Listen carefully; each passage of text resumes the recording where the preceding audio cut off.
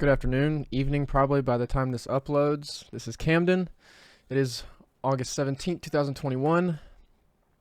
I'm getting kind of annoyed with how long YouTube is taking to upload my videos, but that's neither here nor there. Let's jump right into it. A bit fun to start off the day. Chris Evans goes full Captain America, assembling a cavalcade of warmongering Washington Avengers to discuss the Middle East.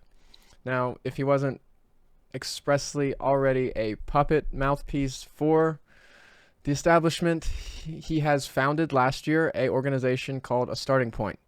August 31st, Starting Point will air a 6-part series on the influence and power in the Middle East. Experts will discuss Yemen, Saudi Arabia, Syria, Iran, and Palestine. Interestingly enough, of course, we are avoiding Afghanistan. You may have been hoping, I love this line from this article, hoping to hear from luminaries such as Iron Man, Spider-Man, Thor, the Hulk, but instead they're going with Stephen Hadley, a Bush National Security Advisor, a Richard Haas, a former CIA Director, Leon Panetta, and of course John Bolton. The group he has assembled here are, if nothing more, CIA shills and warmongers. They have spent their entire life kiss up, kick down.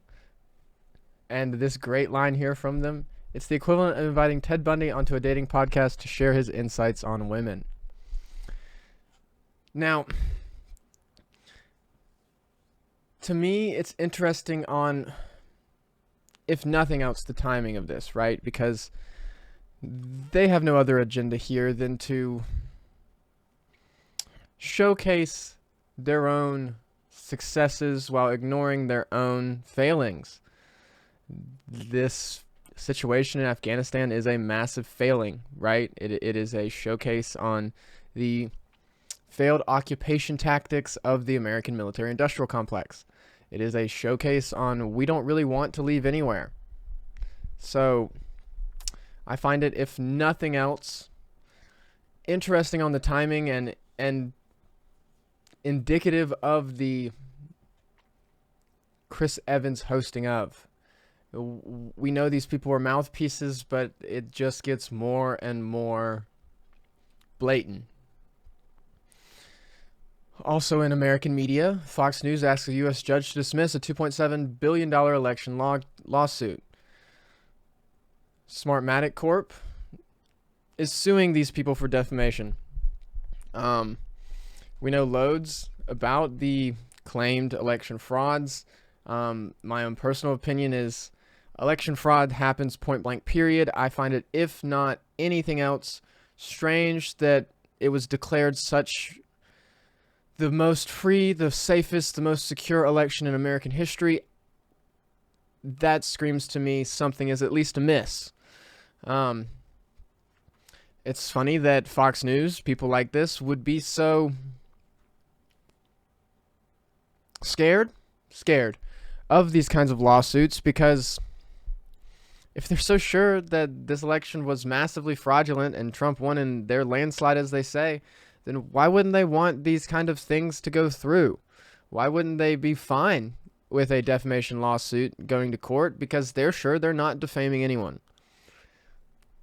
I mean, Justice David Cohen asked Fox to explain why former anchor Lou Dobbs repeatedly claimed on air that there was new groundbreaking evidence of voter fraud.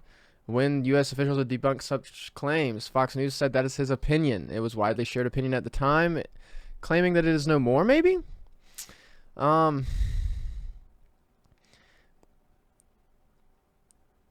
again, like I said, I just don't know why they would have a problem with a defamation suit if they're so sure of their claims, and I'm not so sure why U.S. officials would say things like it was the freest, most secure election in history if something wasn't at least awry. Now, of course, focusing just as little as we can on the Afghanistan issue, I find it ironic and indicative of the entire world's refugee state. Merkel calls on neighboring countries in the EU to accept Afghan refugees. She said herself that they might have to take up to 10,000 more refugees than allotted in government, numbers. Sounds really great, doesn't it? Of course, upon further investigating here from Al Jazeera, the first German military plane to land in Kabul only took 7 people, only evacuated 7 people. What? I mean, you see these videos of hundreds of people running next to the C-17. I find it nearly impossible to have only evacuated 7. The airport is since said to have been secured. I hope, for their own sake of not speaking out 2 sides of their mouth, that we at least see some more, humanitarian efforts on evacuating people that want to seek refuge.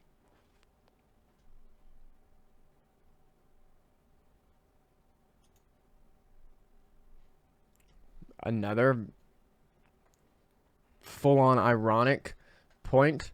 Israel mocked for seizing chocolate bound for Gaza and claiming the bars to fund Hamas.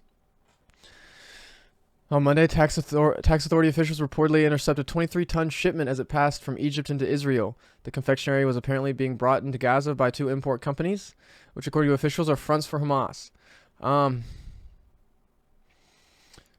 Israel officials quote, "We will continue to hunt down networks that fund terror no matter the method they choose." Okay.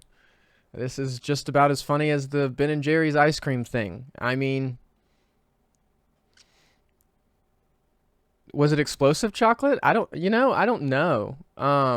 Were they going to flip the chocolate? They could make all kinds of justifications for this.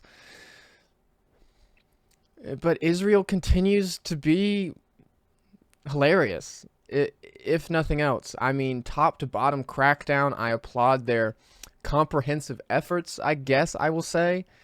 I mean,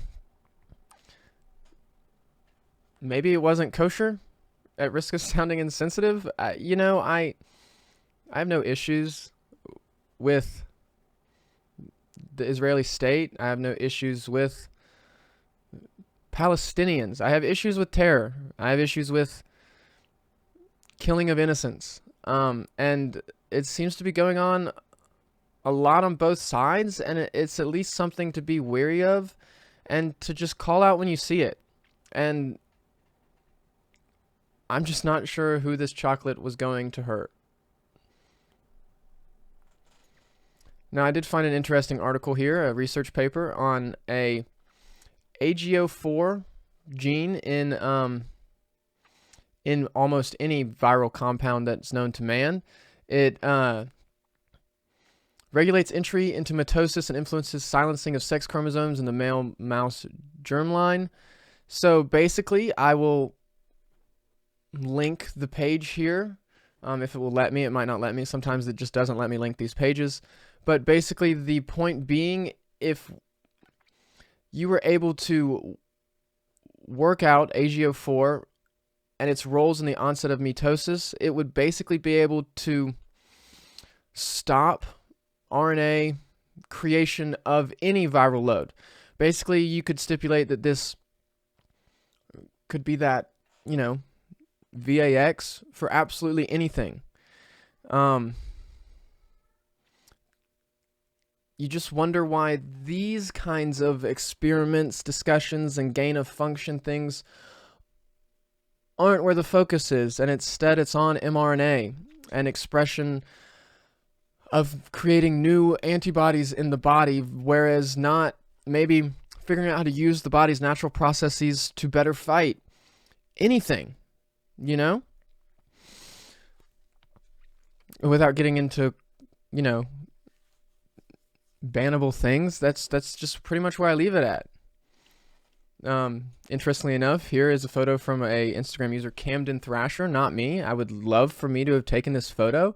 But here is a interesting photo of a plane, a Navy fighter jet, breaking the sound barrier. I just want to talk about it for a second because, well, one, it is a beautiful photo. I can't stop looking at it. But it seems like this jet is, it's like ripping through a cellophane sheet. Kind of stipulating my speculation to it. Are we peeking through a veil of dimensional boundaries? You know, for a brief instant, if you'll refer back to the gateway process, is this a visualization, a photo of something clicking out? If you catch what I'm saying, right? Is it breaking through our reality and for a brief moment in time, letting us glimpse through our unreality into another? Now we're going to focus here on financials, and I know this gets tricky. I'm keeping this video short today. I really did want to make sure I get a members episode out for our Patreon members. Mexico hikes interest rates again in bid to tame inflation. So Mexico's central bank raised borrowing costs for a second consecutive meeting Thursday as stubbornly elevated and above target consumer prices increase and begun to contaminate inflation expectations. Everywhere is seeing massive inflation, right? The U.S. specifically has the most inflation, 5.4%, if I'm not mistaken, ever over a month's time in history.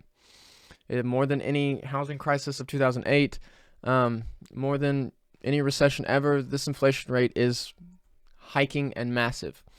Mexico has attempted to recover their own inflation rates by raising interest rates, by, doing real financial fiscal moves to try to play economics, right? Now, I bring this up because it is interesting to me how, if we go over to America, the Fed, our interest rates specifically, here we'll look at 2021's interest rates.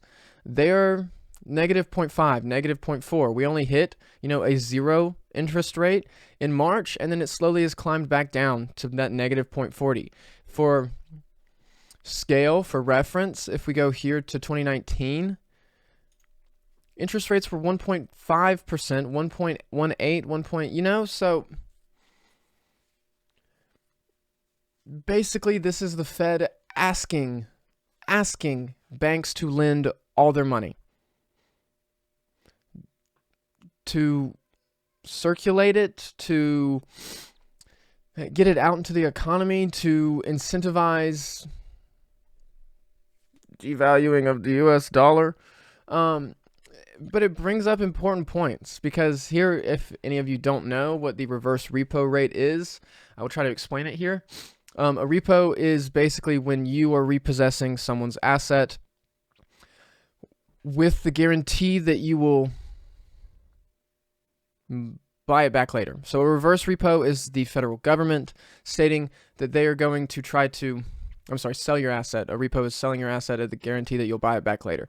A reverse repo is the federal government stating that it wants to buy your asset, whether that be gold, whether that be, assets, whether that be mortgages, with the promise to sell it back to you later at a higher rate. Now, if we look at this graph here, see right here, shaded areas indicate U.S. recessions. That is the COVID-19 pandemic right there. The highest reverse repo rate hit about $284 billion. So go all the way to now, and it's just massively interesting to me that this isn't a recession, but in the month of August, we have hit $1 trillion in reverse repo rates. That is basically, to me anyways, screaming, please, please let us have your money. We need more money. We're printing too much. We can't keep up with our own spending. We need something to actually back the spending that we're doing, because no one has faith in the US dollar anymore. Internationally, I mean, you'll hear people on the internet say, I don't get it. Why can't we just print more money? Okay, you'll say inflation. Why can't we just say there's no inflation? It's all fake anyways. Right, it's all fake. But that's only internally. The dependency on inflation, on valuation of the US dollar, on how much money we spend, we can't just print the money that we owe China and give it to them. Right? Because as we print that much more money, as we print billions and trillions, the international faith in the US dollar, the willingness to trade with the US dollar, the willingness to buy goods on the US dollar market goes down. And that's where the real fiat currency game is. Not in your own country, but on faith elsewhere. And Russia giving up its entire US reserve currencies. countries like Brazil, Germany, Japan, trading in all of its U.S. Treasury bonds and cashing them in. The faith in the U.S. dollar is tanking, and that is no more indicative than it is here on this graph with reverse repos at over $1 trillion. So, I mean, I've said it before. It's a bold call. Most people will be like, no, like 5-10 years. I don't think the U.S. dollar has a year. I think 2022, 2023, I think it's gone.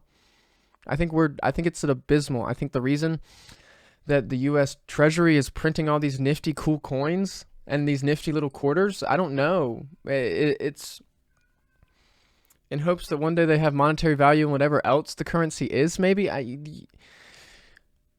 It's a weird game that we're playing right now. I'm not a financial advisor, but I'm buying metals. That's all I'll say. This was a short Kraken today, an average time Kraken.